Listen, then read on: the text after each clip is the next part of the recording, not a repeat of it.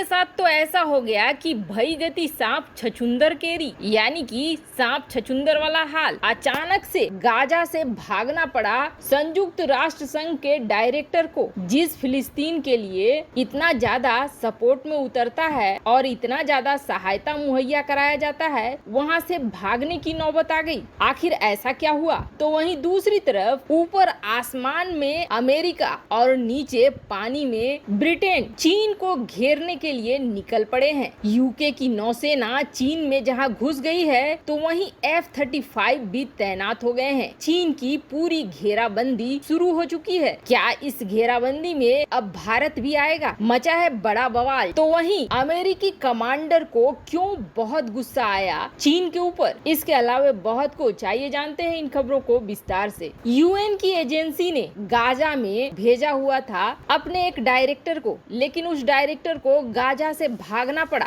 और वो भी जान बचाकर भागना पड़ा। देखो, आप दुर्जन किसी के नहीं होते हैं। संयुक्त राष्ट्र संघ में फिलिस्तीन का मुद्दा बहुत जोर शोर से उठा। कई देशों ने समर्थन भी किया, जिसकी वजह से इजराइल के खिलाफ प्रस्ताव भी पारित हो गया। लेकिन अपने असली चेहरे को छिपा नहीं पाया फिलिस्तीन और गाजा के हमास के लड़ाके। दरअसल जब इजराइल और फिलिस्तीन के बीच ये झगड़े चल रहे थे, गाजा पट्टी से रॉकेटों की बरसात हो रही थी, तो इजराइल भी निशाना लगा रहा था हमास के लड़ाकों पर। लेकिन ये हमास के लड़ाके बड़े चालाकी से रिहायशी इलाके में छिपे हुए थे। तब इजराइल ने अपनी टेक्नोलॉजी का लोहा मनवाते हुए इस युद्ध में पहली बार AI का इस्तेमाल किया। AI आर्टिफिशियल इंटेलिजेंस, ये एक टेक्नोलॉजी की तरह है जिसका इस्तेमाल करके इजराइल ने सही ठिकानों का पता लगाया। जैसे कि भीड़ भाड़ इलाकों के नीचे से सुरंग जा रही है, इसका भी पता इजराइल ने अपनी टेक्नोलॉजी के आधार पर ही लगाया और कोशिश करी कि उसके हमले में कम से कम सिविलियंस मारे जाएं, लेकिन ज्यादा से ज्यादा हमास के लड़ाकों को क्षति पहुंचे। इजराइल के प्रधानमंत्री बेंजामिन नेतन्याहू ने तो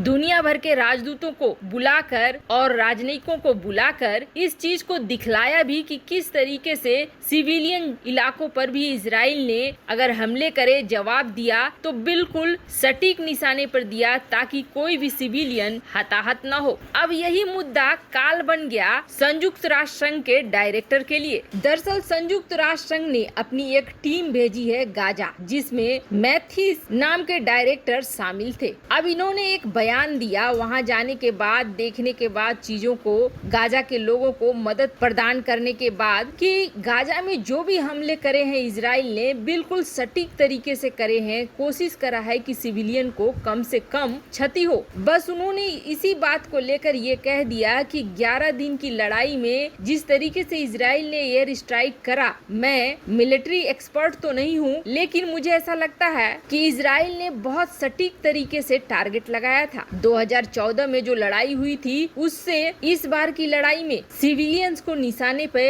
नहीं रखा गया। बस इतना कहना था कि हमास के लड़ाकों ने उनकी जान पर ही बना दी, उन्हें धमकियां देनी शुरू कर दी, जिसकी वजह से आखिर यूएन को जान बचाने के लिए उन्हें वापस बुलाना पड़ा। अब देखो, ये यूएन की जिस संस्था UNRWA के तहत गए थे, वो 5.7 मिलियन रिफ्यूजी को West Bank, Gaza, Jordan, Lebanon और सीरिया में मदद दिलाते हैं। इनको भी अब नहीं छोड़ा हमास और फिलिस्तीन के इस तरीके के उग्रवादियों ने। तो वहीं दूसरी तरफ बड़ा बवाल मचा हुआ है चीन और चीन के पड़ोसियों के बीच, जिससे भारत भी अछूता नहीं है। देखो, इसका अंदाजा तो उस वक्त ही लग गया था जब अमेरिका ने 90 दिन का वक्त दिया चीन को और 90 दिन के अंदर अपनी संस्था को रिपोर्ट देने को कहा कि दरअसल ये वायरस कहां से आया है, इसकी उत्पत्ति का सही पता बताओ। अब सही पता पूरी दुनिया को पता है कि वो चीन है, लेकिन ये चीज जब आधिकारिक तौर पर अमेरिका जैसा सुपर पावर पूरी दुनिया के सामने रख देगा, तो चीन का हश्र होगा बहुत बुरा। बदनाम तो चीन पहले से हो गया है, उसके ऊपर प्रतिबंधों की बौछार हो जाएगी। चीन ये चीज बहुत अच्छे से जानता है। अब ऐसे में चीन ये माहौल पूरी तरीके से बदल कर युद्ध की तरफ ले जाएगा, ये तो निश्चित ही था। और शुरुआत वो करेगा अपने पड़ोसियों से। ये चीज देखने को भी मिल गई। उसने मलेशिया में 16 लड़ाकू विमान घुसा दिए।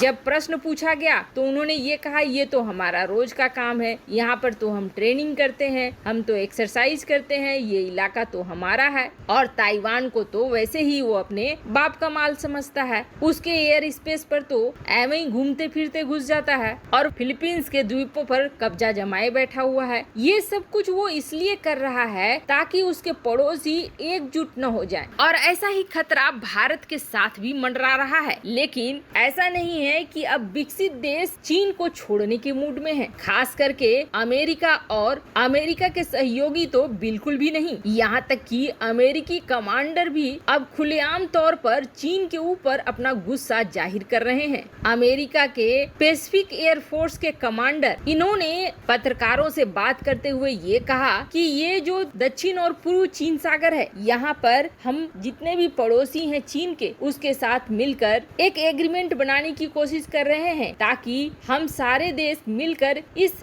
चीन को रोके जो कि अपने पड़ोसियों के साथ गलत कर रहा है और किसी के भी द्वीपों पर कब्जा कर ले रहा है, किसी की भी जमीन को हड़प ले रहा है। तो वहीं अमेरिका ने अपने स्पाई प्लेन यानी जासूसी विमानों को जहां चीन के आसपास उड़ाना शुरू कर दिया है। सिर्फ मई महीने में 72 बार अमेरिका के जासूसी विमान दक्षिण चीन सागर और चीन के इलाकों में बार गए हैं। तो वहीं अब ब्रिटेन भी इस मामले में सामने आ गया है। ब्रिटेन ने इस इलाके में अपने सबसे बड़े युद्धपोत क्वीन एलिजाबेथ को भेज दिया है और बड़ी बात यह है कि ये अपने पूरे कैरियर स्ट्राइक ग्रुप के साथ है और इस पर 30 F-35 की तैनाती की गई है। और मामला सिर्फ यही खत्म नहीं हो रहा है, इस इलाके में ब्रिटेन जापान के साथ मिलकर एक बड़ा युद्धाभ्यास करने वाला है। कहा तो ये भी जा रहा है कि इस युद्धाभ्यास में अमेरिका भी होगा शामिल। अब ये हो क्यों रहा है? तो ये दरअसल हो रहा है चीन के ही ट्रिक को चीन के ऊपर ही इस्तेमाल किया जा रहा है। अब जो माइंड गेम चीन खेलता था, उसी माइंड गेम को